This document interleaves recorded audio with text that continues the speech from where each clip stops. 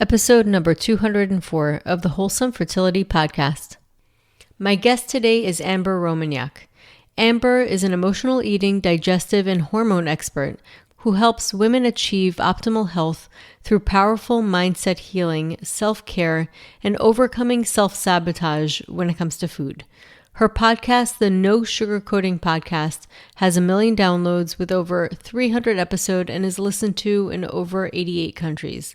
Amber overcame her own emotional eating after gaining and losing more than 1,000 pounds and spending over 50,000 on binge foods and spending 5 years balancing her hormones and digestion. She now helps others achieve body freedom so that they can have confidence and health to create amazing lives.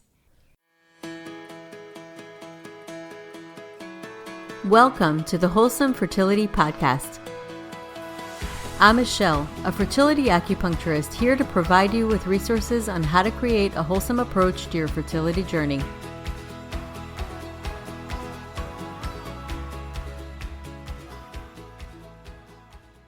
Welcome to the podcast, Amber. Thank you so much for having me, Michelle. I'm happy to be here. Me too. So actually your topic is really important, emotional eating and I'm sure a lot of things in between, but I have always found when working with women with fertility, one of the first things I do is talk about diet, implementation, and I noticed that it is something that is very hard and it's very behavioral. So I'm really excited to have you come on and talk about this. Oh, me too. And again, there's so many connections to it, so I'm excited to go deep. Yeah, so I would love for you to introduce yourself and give us a bit about your background and how it impacted you personally and how you now help so many women overcome the same thing. Yeah, definitely. And I'll give kind of like the Cole's Notes version just because I could spend hours talking about my story. But essentially, my background is I specialize in emotional eating, binge eating, any kind of emotional relationship with food that then ties to like body image struggles, unworthiness. There's a huge mindset component. And then I often find like these behaviors and self sabotage accumulate into hormone imbalances, gut issues. And so I'm constantly helping my clients with all of the above. And how I came into this myself was, all growing up, I had a very emotional relationship with food.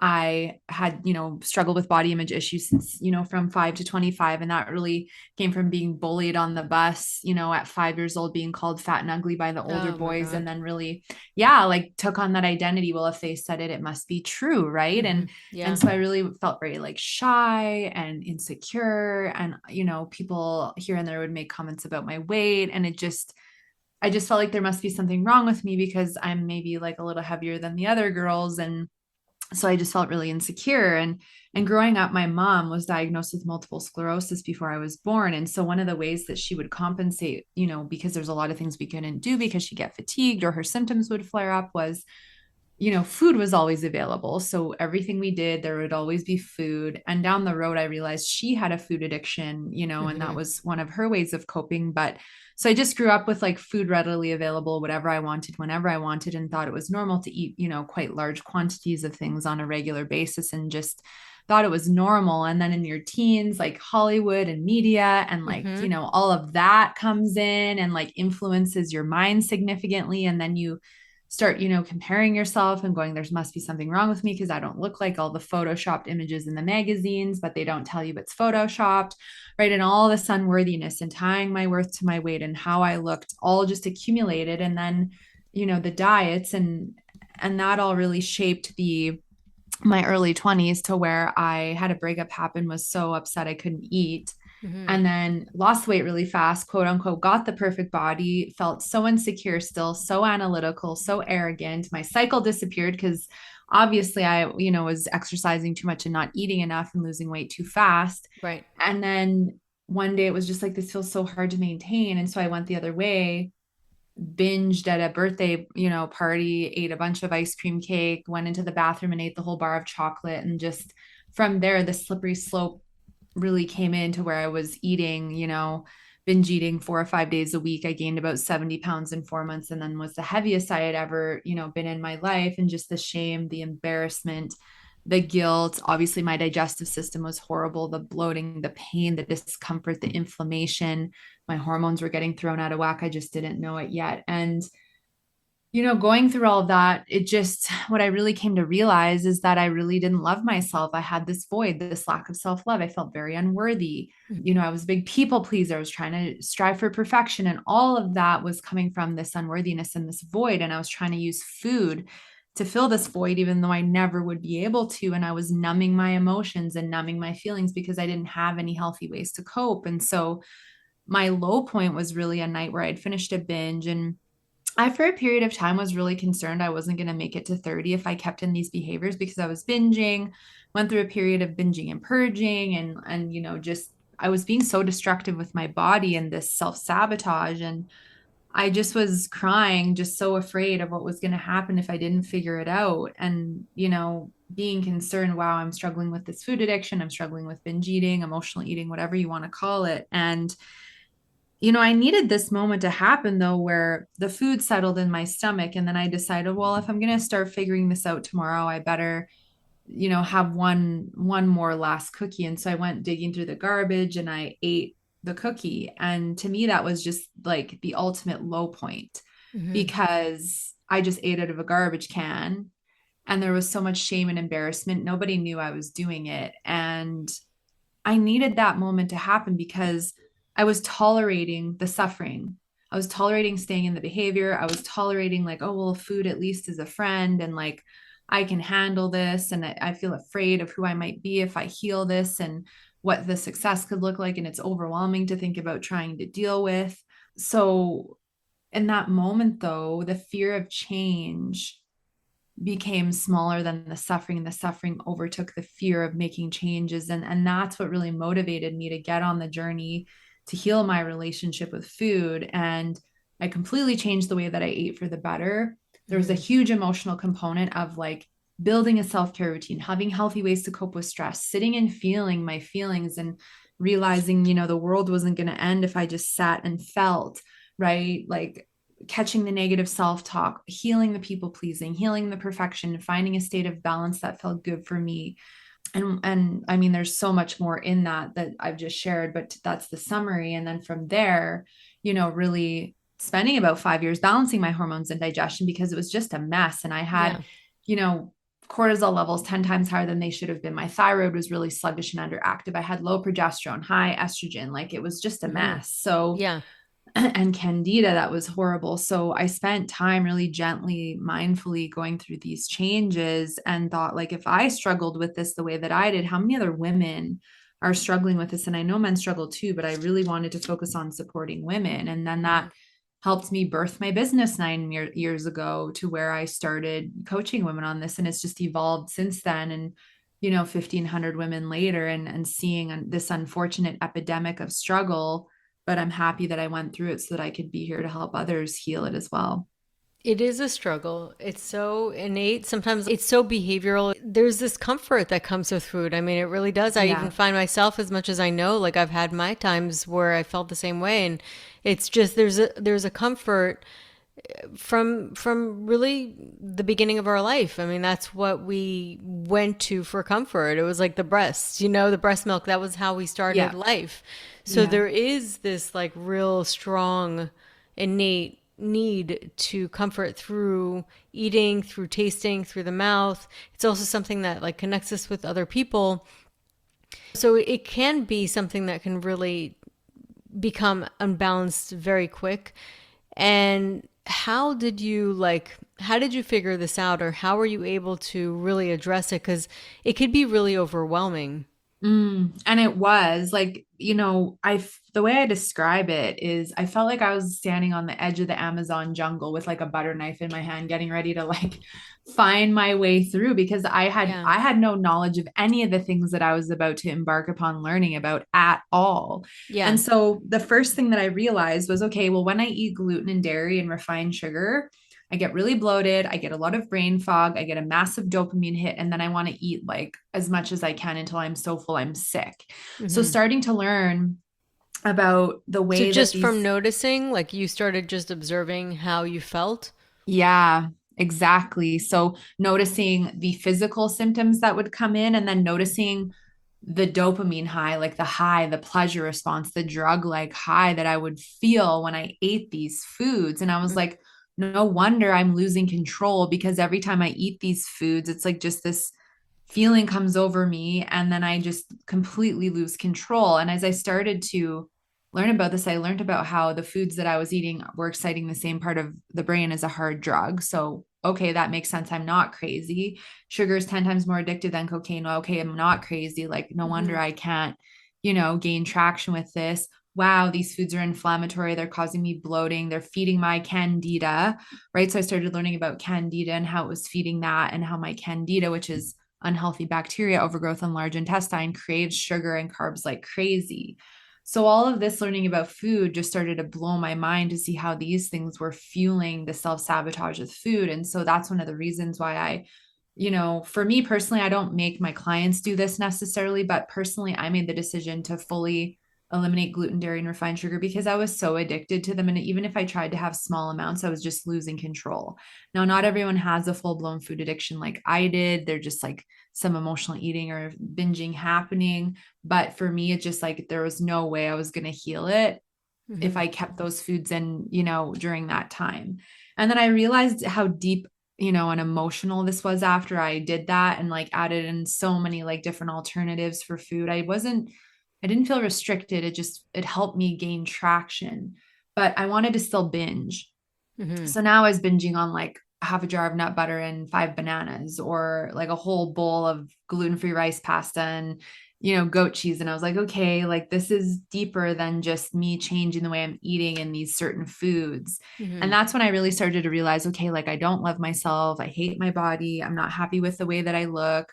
I wish I was the way I was a year ago when I was starving myself. Like I don't know how to cope with stress. And so I really started to recognize there was this void, this lack of self love, and that it had really been ingrained in me from childhood. My mom didn't like herself.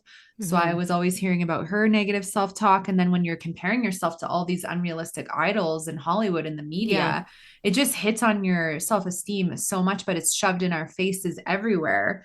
Yeah. So I really started to be aware of two things. Number one, what was triggering me to binge and emotionally eat? Because if you're not aware of your triggers, how do you stop? So I started a list, put it in every room of my apartment to start to remind me of what my triggers were. And the second thing was I started to build out a self-care routine where I had dedicated time to explore my emotions, to process through anger, frustration, fear, worry, whatever I was feeling that would trigger me to binge. Or if I felt the urge to emotionally eat or binge, then I would go and see if I could figure out what the trigger was. And based off what the trigger was, go, okay, well, I know I actually don't need to eat. This is emotional hunger. So what do I really need instead? Do I want to journal about this? Do I want to cry? Do I want to take a bath with Epsom salts? Is it a yoga practice? Do I need to get grounded and meditate? So this is where I started to actually stop and like ask questions Right. and build awareness, because awareness is the key building block to really change this when you're first trying to figure it out. And then I noticed my binges happening less and less and less. And that's when I really started to gain traction with healing my relationship with food. And anytime a trigger would come in, I saw it as a failure at the time, but it was a great learning opportunity, because then I was aware of another trigger and could catch it the next time. And one of the last pieces after I stopped emotionally eating, on a weekly and, monthly basis was really going in and undoing all this unworthiness. So catching negative self-talk, going into positive affirmations, complimenting myself, building myself up, having gratitude. All of this was really important. And at first it didn't feel resonant. I felt like a fraud, but as I started doing it more, I started to accept that these, were part of my new identity. And then I got rid of my scale, and I really deleted people who were focused on like weight loss, in a superficial way, and all the quick fix stuff, and ditching diets and figuring out how to eat that felt best for me. And as I did that, like obviously that was an evolution over a few years, but as I did that, the worthiness and the freedom and the confidence came in, and then I didn't desire to people please anymore and chase validation, because that's another dopamine hit. I didn't want to strive for perfection anymore, because it literally like is what caused this whole issue with my body and food.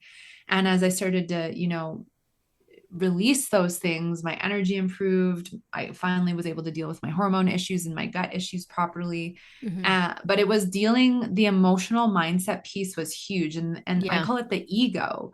The ego is this voice in our mind that is so negative and wants us to stay in these negative behaviors, but then wants you to judge yourself and be Mm-hmm. critical of yourself and hop on the next quick fix. Your ego doesn't want you to deal with these things at a root level and heal it because your ego thrives off your suffering. And so that was the biggest piece to address was the ego because it Right. was literally running the show my whole life and causing so much suffering. So that was a big piece to deal with. Yeah, for sure. It actually makes you doubt yourself Yep. and your Oh, ability to do totally. anything. Yes, it does. And it wants you to just stay stuck in these looping behaviors. And that's one of the reasons that so many women fail or get so frustrated and lose so much hope Mm-hmm. because well, guess what? In society, you're taught, oh, you want to lose weight or you want to change the way you eat, have more willpower, try harder, do a diet. And the Right. diets just instill more rules, more perfectional or nothing thinking. Mm-hmm. And then when you fail on it again, you get so hard on yourself and think there's something wrong with you. But none of these quick fixes are teaching you, no, there's deeper emotional roots, there's deeper physical and energetic roots, there's an ego to deal with. Mm-hmm. Right. So, yeah. Yeah, without a doubt. It was actually really interesting because when you were talking about how you saw your mom criticize herself, it's not even like she criticized you, she criticized herself. And that's something to really point out because a lot of times you don't necessarily have to have somebody in the family say something about you. When you see how they are towards themselves and that's a model, that can really impact how you are going to be towards yourself. Oh yeah, 100%. And she was like because she was very overweight and she didn't desire to take care of herself even after her diagnosis. It's like she gave up almost. Mm-hmm. And so yeah, she was just constantly being hard on herself. I hate myself. I hate myself. I'm, so big and like her ego was in full blown control, right? And she had no idea, but she didn't really want to do anything about it. And that was her choice. But Mm-hmm. yeah, it was really hard as a child growing up seeing that and then seeing her not be able to take care of herself and seeing how her multiple sclerosis really disabled her. Mm-hmm. It was really hard. Like I didn't learn how to cope with any of that. And I was the only child. So it's like here I am caught up in this, like, okay, who do I talk to and how do I deal with this? Right. Plus then, like growing up and going out into the real world, like it hit me in the face really hard. Were you reading certain books? Because it's so hard to just figure everything out on your own when you're going through that because you're in it and you're in this mindset. And sometimes it's like a book or something that really kind of gets you out. But I guess, like you said, it could be just rock bottom, like realizing, like, I gotta change something about this and start becoming more aware. Yeah, and that's a great question. It's there's a couple things. So the first was I needed to hit rock bottom because I was reading self-help books and reading self-love books, right? And it all seemed great, but to actually like get yourself to internalize and like take on these concepts and embody them was a whole other story because my ego just kept coming up. Right. But, after I started learning about emotional eating, I did some reading online and then like I said, building awareness with my triggers was really huge. But Mm-hmm. there was just this voice in me that's like, you got to figure this out on your own. And I didn't really get much more than that at the time. But now I see why personally it's Mm-hmm. something that I chose to try and just figure it on my own. Number one, I didn't have money to get help. Number Yeah. two, there was just this invisible guidance that was like, well, you need to figure this out because you're going to be helping people like step by step with this. So, of course, you're going to need the understanding yourself. And the one time I did go and see somebody, I poured my heart out. I had my last $150 in my bank account, and she was just like, well, just don't drive to the store and eat the food and love yourself. So there was such a lack of compassion, understanding, and empathy. She had never been through what she was trying to help me with. Right. And that just shut me down to looking for any other level of help because when you're trying to be vulnerable and you don't feel safe, Oh, yeah. you're not going to, continue with that path of support. So my first book that I remember really loving was Louise, Hey, You Can Heal Your Life. And when I she love that talked book. about, right, so good. When she talked about how our cells are listening to our thoughts and our thoughts create our future and our reality, it like blew my mind. And I was like, wow, like I've created all of this. And I also have the power to change it. And so between that and other bits and pieces here and there, and just really like building this deep level of awareness, like spending a lot of time with myself, which was helpful because it helped me understand my thoughts, my behaviors, my beliefs, and start changing them and taking actual better care of myself and nurturing myself emotionally, spiritually, physically. Like I needed that and I didn't get equipped with it. So I almost felt like I was reborn as a child or a baby so many times, like Yeah. learning all of this, that I never did before. And it's no one's fault that I didn't learn it, but I felt such a call to like be on my own to really heal. So that's really the way it unfolded. But it almost unfolded perfectly because now Mm, you're so motivated to doing this to help so many other people going through what you went through, and it sounds like the big thing was awareness. That was like this huge yeah, thing, just like shedding light on the triggers, giving it a name, I think is so empowering. It's just kind of like watching what it's doing to you. When you're watching it, that's when it doesn't have as much of a hold on you, because a lot of times anything that's really deep rooted is it lives in the subconscious mind. It lives in unawareness. Like it almost banks on you not being aware in order to be this automatic behavior. totally. Yeah. And I never used to be aware of anything, let alone like an emotional eating trigger or a limiting belief or a symptom and why I had it. And now I'm so aware because I've spent, the last 12, 13 years like healing and now helping others. But yeah, the building of the awareness is the biggest piece because if I don't know the difference between physical and emotional hunger, I'm going to go and Hmm. eat Right. regardless of if I need it or not. If I am not aware that not drinking enough water is a huge reason why I have brain fog and low energy, I'm Hmm. probably not going to start drinking more water and make sure I get enough to notice that it's improving. You know what I mean? Like Yes.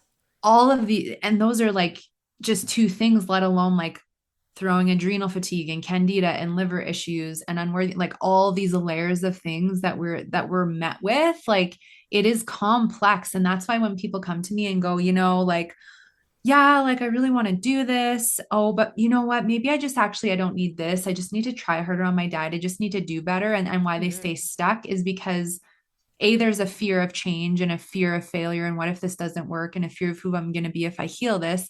But there's this comfort zone in not doing the deeper work, right? To Hmm. not facing our stuff and getting uncomfortable, which is how we get to the other side. Right. And so, I think we have to get comfortable with accepting complexity and discomfort on our healing journeys because Hmm. it is part of the process, but it's so fulfilling and rewarding. It is. It's more rewarding than it feels like it's going to be. Yes. Yes, exactly. Because I mean, if I wouldn't have dealt with this, like I didn't have plans to be, in natural health and healing. Like I went to school to be a broadcaster and like do entertainment TV, right? Hmm. But that was my, ego plan. That wasn't my soul universal plan. And then I got put through all this. And like I'm so grateful for the way it unfolded Yeah. because it created this business. I love myself. I'm healed. I'm healthy. I attracted the most incredible, loving, romantic relationship, like the abundance, the quality of interactions and collaborations. Like there's so many gifts that have come out of having the courage to do this Hmm. deeper work, right? Yeah. And it ripple effects out in positively into every area of your life, as I know you see that in the work you do too. Any kind of alignment, I find, just puts you in a state of flow. It Mm, brings you back into the state of flow. And usually when you're in that flow, it's when you're doing the right thing for yourself. You're really aligning your intention with your yeah. highest self in mind and really improving yourself on every level. And with your own integrity of what's good for me, like what is it that's going to help me be the best that I can be. And ultimately when you get to that place, that's when things start to become effortless, I find. Yes. Yes. And then as soon as you resist, Hmm. right? And you Yep. you try to go the opposite way, Absolutely. oh, guess Oh what yeah. happens? You get some stuff thrown at you again, right? So Yep. I agree 100%. Yeah, and so it actually makes me think of a lot of things. Like when I first started doing this, I incorporate a lot of different things to help fertility health. And one of them was diet. And I researched all these studies and found out what's good, what's not good, what to avoid. And I realized fairly early on that this could be really overwhelming for my patients. Mm, And I have to do this in a way that they can literally, no pun intended, digest because it's a lot of information. And so I found a couple of different things. I found either people would be so strict with it because all they wanted was the end product, which is yeah. reproductive health, which is totally understandable. Like it's totally valid to feel that way. And that's what your ultimate state is or desire. Or it would be just feeling totally deprived and like suffering. And ultimately, I would try to always incorporate substitutions, do things in a way that makes more sense. Hmm. But in the end, I would want them to feel the difference on how they feel as a person, like what their wellness, like how clear they feel in their minds. And if they stuck with it long enough, they will start to feel that way. Yeah. And then it becomes from them. Like they feel like, oh my God, I went on this cruise, and if they were sensitive to gluten or, had a lot of sugar, they would have it on the cruise and they were like, oh my God, I feel so foggy, heavy. Like I just don't feel myself. Like it's crazy Yeah. that this was normal for me at one point. And so really the ultimate goal is just your wellness, like your Yeah. best self, physically, Yeah. mentally, in every way. It really is. And I mean, and this is the thing I think that we can get caught up into is like the comparison, right? Oh, well, this person did the journey, it looked like this. This person did Mm-hmm. the journey and it looked Mm-hmm. like this. And it's like, Right. I think it's so important that we understand that each person's journey is going to look different, and it does us a disservice to compare. And be patient with your body, because you may have a more sensitive body where going more Right. slowly with protocols is what you need. Like my body does not like any invasive protocols. Like I got to go slow. It probably Yes. takes me 3 or 4 times as long to do certain things as other people, but I'm okay with that because I know my body and how she is, and that's what she wants, right? So Yeah. we get to learn how to meet our bodies where they're at. And one interesting thing that I want to share, because you may notice this too, and I'm glad that you figured out a way with your clients and your patients, like with protocols, because one thing I notice is I'll have women who will like go and get hormones tested, or like go and see some kind of natural health doctor of whatever kind. And like, I love it. I think there's a time and place for everything, but they don't share that they're struggling with emotional eating or binge eating or some kind of an emotional relationship with food. And then they get Mm-hmm. the test done, and the doctor's like, oh, you need to eliminate these 20 foods and you need to Right. do this, this, this. Yep. And then they like freak out because they're like, oh my God, like this doesn't feel realistic. They try to cut it all out. And then it triggers more binging and emotionally eating, because restriction of any kind, even for a protocol that's supposed to support your health, Exactly. fuels that Trigger. all or Big nothing. trigger. Exactly. And so I don't believe in those invasive elimination diets and protocols, because the number one thing is if you're struggling with any kind of emotional eating, you have to deal with that first. Yes, Yep. we can lovingly support the body in other ways more gently, but restriction only fuels more of what you don't want. And so if any of you have been in this spot where you're like, I want to heal my body, but that just feels too invasive, listen to that Mm-hmm. and take a more gentle approach, because we must heal that relationship with food, because it's just amplifying all of the other things going on that you don't want to continue, right? Yeah, and it's not sustainable. No, It's for exactly. anybody, I don't think. Even if it's not a trigger, I just feel like it's not sustainable to just No. change everything about your life like in a day. It doesn't work. No, there and I mean, this is the thing, is if you've already had a history of, say, like dieting, Right. we inherit all these food rules and restrictions from diets. And the other unfortunate thing we inherit from those kinds of things is the all or nothing mentality. Mm-hmm. And the all or nothing mentality is, of course, I have to be all in with my diet. And if I'm not, then I'm failing and there's something wrong with me, and I'm going all the other way and I'm overeating, I'm binging, I'm Right. emotionally eating. And, you know, that we have to work on healing, because it's not about all or nothing with food or the way we take care of ourselves or how we heal. It's about, like I said, finding the balance that feels good for us, and that's going to look different for everyone. But when you've got that ego going, oh, you shouldn't have eaten that, like you've messed up your day, so who cares now, and you don't know how to navigate that, that behavior continues. Right. It So does. And it it's a actually, big as a deal. matter of fact, I find that if you are hard on yourself, it not only continues, it actually affirms that it sets it in place even stronger. Yeah, 100%. It sure does. And this is the thing.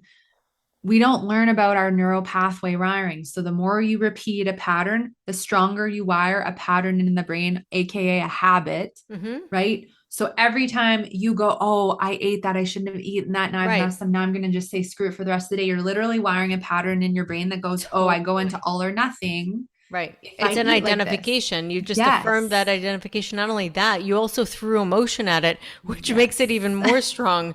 Because Yeah. emotion coupled with it, that's usually why like affirmations don't necessarily work unless you really put your emotion and really feel the feelings. Because when you do that, negative or positive, you're really affirming. You're setting it on its steroids. Exactly. And Yeah. so then the ego thrives off of that. You're frazzled and now you're upset because now you overdid it and you overate. And Yeah. oh man, like now I'm not going to like lose weight this week because I did that, or like whatever the it is around, right? So this is why addressing that is so important, Yeah. undoing the pathways. And the other thing people don't realize with these pathways is, say your trigger vulnerable time is the evening, because so many of my clients like sit, I turn the TV on and then I want to snack, right? Put the kids to bed and now it's my time and I just want to have a break and I want to eat. And so every time you sit down and you turn on that TV and you start eating, you're wiring a pattern in your brain that is, I associate food and TV. And even if you don't want to eat, that pathway is going to light up until you undo it. Right. Right. So that's another reason why people have trouble stopping these behaviors, is because we've woven such deep habit patterning in the brain, and it lights up just like when, if you wake up in the morning and the first thing you do is take a shower, your pathway Right. lights up. That's what you do. The brain cannot tell, the difference between self-sabotaging pattern wiring and good pattern wiring. So it just shows you some of the complexity of this, but it's fully possible to It heal it is and very shift it. complex. Yeah, It and that's the is. thing with it is that it is so complex. And I think one of the things that I found just in like learning the mind over the years is really coming neutral and not Mm, judging. Like so like having that awareness and not expecting like an overnight shift, or really yeah. expectation Yeah. could be like, that's like the sort of sabotage within us, is this expectation. Really just if we can remove that and be neutral. Yeah. And I even though agree. it's hard or it might not feel comfortable or natural, it is totally doable. Like everybody Yeah. has the choice to be observant, be neutral, and that's really ultimately what meditation is. And if you don't feel comfortable with meditating, even just becoming mindful, just mindfully neutral Yeah. about what it is and just watching, okay, what's happening? Where am I feeling it in my body? Am I feeling that trigger? Where am I feeling it? And I love that you always mention, am I hungry or do I just want to eat? Like, cuz that's huge. Hmm. Well, and it's a huge difference. And that's one of the things I encourage people to start with. If, you want to start building awareness between, physical nourishment versus emotional relationship with food, bef- before you eat, start asking yourself, is this physical hunger or emotional? And take a step back Hmm. and go, okay, well, physical hunger is my stomach is growling. I look at the clock. I haven't eaten in a few hours and my blood sugar's dropped. So therefore I'm a bit faint, dizzy, lightheaded, right? I'm getting a hunger signal. And if you're not getting one, you may have something going on with your thyroid. But like physical hunger cues versus emotional hunger to me is any Hmm. reason for eating other than physical nourishment. So bored, sad, stress, overwhelm, wanting to check out. I also coin it emotional when you're working and eating, because why can't you stop and just eat your food? And a lot of the response I get is, well, I'm afraid to just sit and be with myself. I don't want to face myself. I'm afraid emotion is going to come up and I don't want to feel it. Or the other thing that comes up is, I don't feel like I have time to stop. I don't feel good enough. I've got to get all these things done for other people. So I need to put my needs on the back burner to appease everyone else. And that's all emotional eating, because it's all coming Right. from insecurity. Totally. I'm so glad that you brought this up because I think a lot of people don't really understand what emotional eating is. Like, Yeah. I think people think it's just when you're upset and you eat, or they don't realize that it's like it's everything. It's the whole Yeah. it's really any time that you're not really hungry, that you're doing it to entertain yourself, or it's like Yeah. you said, when you're bored, it's such a wide spectrum of eating based on how we feel. Yeah. But I think that that's even what I thought before I did what I did, like, or got into wellness. I thought emotional eating was just eating when you're pissed off or like sad, or you know what I Yeah. mean? Yeah. It's very deep. Like I had about 40 or 50 different triggers when it was all said and done. And I would say most of my clients have at least 10 to 15. Some have more, some have a little less. But yeah, I think because when you watch the movies and the girl gets sad and she eats the pint of ice cream, that we think that that's what it Right. is. And I mean, that is for some people, one of the triggers. However, it is so many different things, right? And some people associate reward with eating, and then True. they start to feel better with their health, or maybe they gain some traction with mindfulness and they're like, oh, I'm feeling better, so now I'm going to reward myself with food. And so there's that can be a trigger. Like, that's why spending the time to really understand your triggers and build awareness is so important, because awareness is what sets you free. You understand what's triggering you, you face and deal with those triggers and heal them, you fill your void. You no longer desire to hurt yourself with food or use food to numb, distract, cope, because you're like, I'm a powerful woman. I have the tools. I know I can feel through and get through anything, right? And I trust myself and my abilities to do so. Easier said than done, though, when you're knee deep in these behaviors and you have an Hmm. ego there yet yelling at you that you're never going to be good enough. Totally.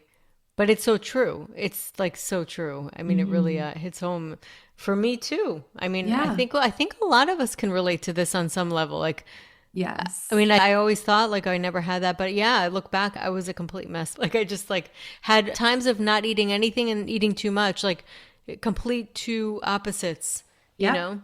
Yep. The spectrum is big, right? And a lot of us have experienced so many shades of this spectrum and this pendulum swing. And I think it's so important that we try to have compassion for what we've been through, what we're currently going through. If you're struggling with this right now, like, it's not your fault. Hmm. It's not because you don't have enough willpower and you can't achieve the success in the diet. It's are you willing to go deeper, and have you found the right resources, the right support, the right books, podcasts, whatever it is, like, to guide you on your journey?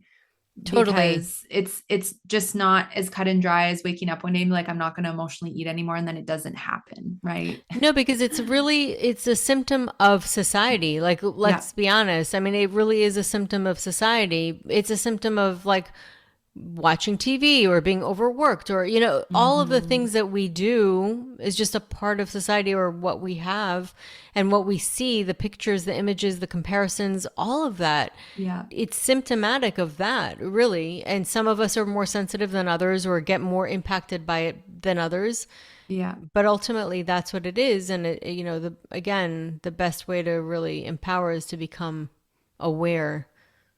Yeah, 100%. And to then set healthy boundaries with society. Like, you know what? I'm not going to participate in hustle, go, go, go, all or nothing culture. Yeah. I'm going to set healthy boundaries with my work. I'm going to take my lunch break and I'm going to stop eating, Yep. right? I'm going to shut work off at a certain time and block time for myself to dedicate for me. I'm going to work on dealing with my people pleasing and stop, over giving to others, because otherwise you're just depleting yourself. But because we Yeah. have inherited this so deeply from our families, from society, etc., Hmm. be patient with how the time it takes you to shift it, because this is deep seated. Like, I had one client, we spent 6 months working up to her setting a boundary with her daughter that her boyfriend could only come and stay like once a month on the weekends, because they were just showing up and staying for weeks. But she was so terrified of setting a boundary with her daughter, Hmm. right? Who she's the parent of. Like, this is how deep this goes, True. Wow. That's right? crazy. Yeah,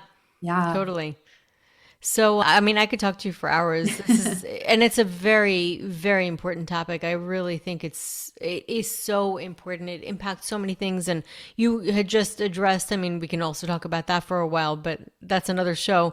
How even at the time you didn't realize how it was impacting your hormones uh, and throwing everything off. I mean, because it's so like it really impacts so many things, and it impacts your emotions, your energy, like just how you show up in life.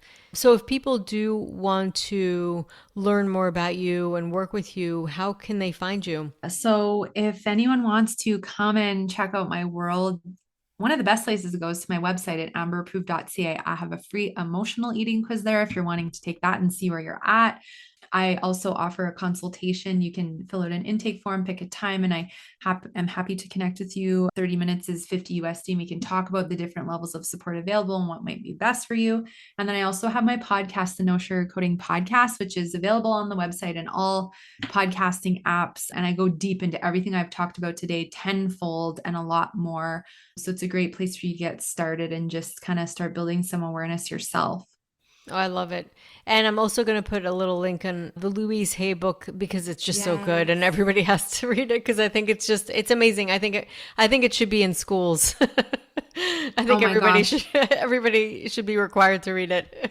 I agree 100%. I suggest it to everybody. It's such a great healing tool. Awesome. Well, Amber, this has been such a pleasure. And we've had conversations before. It was on your podcast when you interviewed me. So I definitely connected with you and I knew we were going to have a lot of good information coming out today. So thank you so much for coming on today. Thank you so much for having me. I'm super grateful for the work you're doing in the world. Oh. So that concludes today's episode. You can find all of the links mentioned on the episode notes. If you're enjoying these episodes, please take a moment to share and leave a review. Reviews mean everything to podcasters, and I really enjoy hearing from my listeners. You can also find me on my website at www.thewholesomelotus.com or email me at info@thewholesomelotus.com. I love hearing from my listeners. If you're interested and want updates as well as a free ebook on my top 10 fertility boosting habits, you can visit my fertility page on www.thewholesomelotus.com. I thank you so much for listening in and hope that you have a beautiful day.